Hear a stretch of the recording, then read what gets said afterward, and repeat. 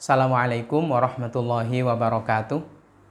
Bismillah, walhamdulillah, thumma salatu wassalamu ala rasulillah, habibina wa qudwatina Muhammad ibn Abdillah wa ala alihi wa ashabihi wa mawalah wa man tabi'alah ila yaumil qiyamah. Wa ba'da, energi bulan Zulhijjah atau lebih tepatnya Idul Adha sudah mulai terasa. Ini terbukti satu pertanyaan yang perlu kita jawab. Bolehkah berkorban atas nama orang yang sudah meninggal dunia? Dan tentunya, apakah yang meninggal dunia itu dapat merasakan manfaatnya? Ini pertanyaan yang hampir setiap kali jelang Idul Adha muncul dan diajukan. Kesempatan ini saya akan memaparkan tentang hal ini. Kaum muslimin muslimat yang dirahmati Allah, berkorban atas nama orang yang sudah meninggal dunia itu ada beda pendapat di kalangan para ulama. Perbedaan pendapat ini tentu karena ada perbedaan istidlal atau pengambilan dalil. Saya sampaikan dua-duanya agar supaya kita tidak gampang terkejut-kejut. Karena boleh jadi ketika kita tanya kepada seorang guru atau mendengarkan nasihat seorang guru, maka beliau mengambil satu pendapat lalu mengatakan A. Sementara kita mendengarkan guru yang lain, beliau lebih condong kepada pendapat ulama yang mengatakan B, lalu kemudian dikupas tuntas perspektif B, seolah-olah tidak ada perbedaan pendapat. Itu sangat mungkin. Sehingga kemudian kita agak sedikit bingung loh. Kata sana tidak boleh, kata sini boleh. Beliau mengatakan tidak boleh, beliau mengatakan boleh. Nah, seperti apa kepastiannya? Bismillahirrahmanirrahim. Di dalam kitab Mughnil Muhtaj dijelaskan wala tadhiyata, dan tidak sah berkorban yang diatasnamakan ammayyitin, orang yang sudah meninggal. Lam yusi biha, di mana orang yang meninggal itu tidak berwasiat. Bapak sudah meninggal? Sudah. Terus sebelum meninggal pernah nggak berwasiat agar nanti kalau sudah meninggal si bapak, anak-anaknya itu berkorban untuk atas namanya? Tidak ada. Maka tidak sah dan tidak perlu. Fa'in ausobiha, dan jika si bapak yang sudah meninggal itu berwasiat, jaza, boleh. Kalau berwasiat boleh. Mungkin ada bapak A kok kayaknya sakit lama, lalu kemudian ada tanda-tanda datang kematian, lalu kemudian memanggil anaknya, berbisik lirih di telinga anaknya. Nak, kalau bapak sudah meninggal nanti di Idul Adha yang akan datang, minta tolong berkorban atas nama bapak ya. Dan anaknya mengatakan, ya ayah. Semoga Allah memampukan saya. Maka dalam hal ini boleh. Apa dasarnya? Kalau tidak ada wasiat, tidak boleh, artinya tidak usah. Kalau ada wasiat, kudu direalisasikan.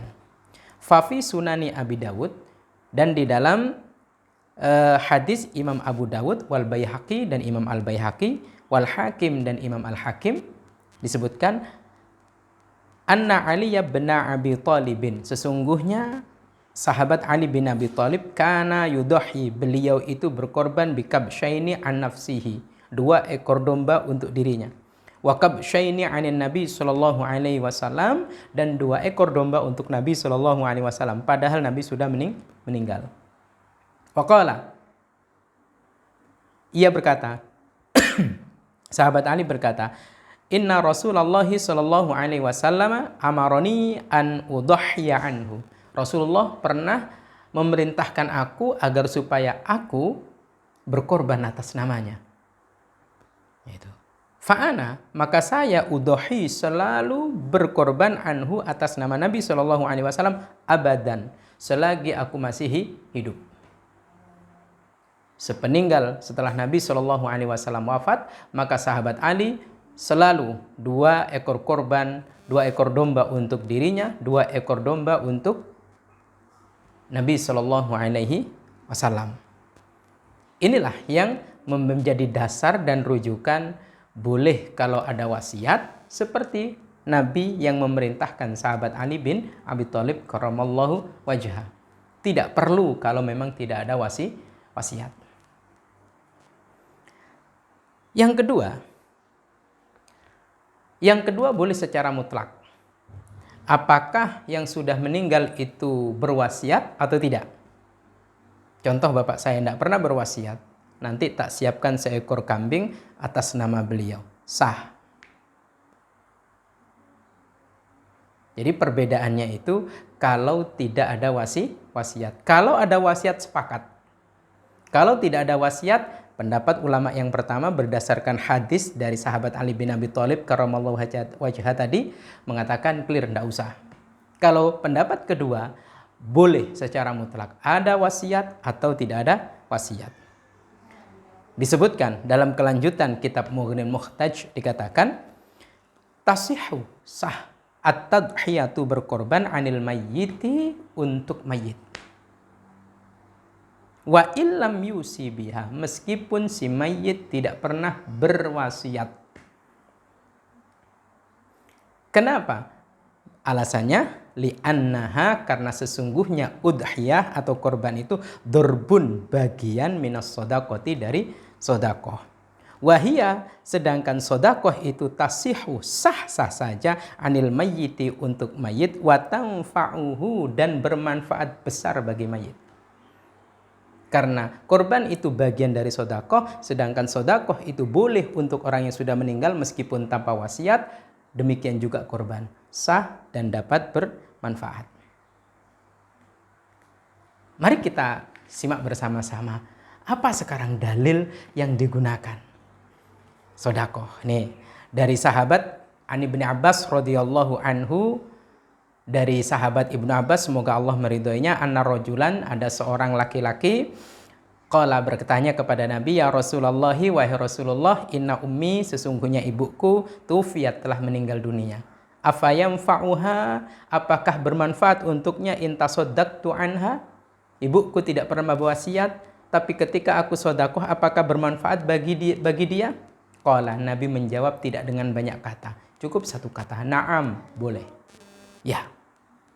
Qala, kemudian laki-laki itu berkata, fa innali, aku ini memiliki mahrofan, kebun yang sangat luas. Fa ushhiduka, aku minta tolong kepada Anda Rasul agar Anda menjadi saksi, anni, sesungguhnya aku qad tasaddaqtu, aku benar-benar bersodakoh, bihi, dengan kebun itu, anha, atas nama ibuku.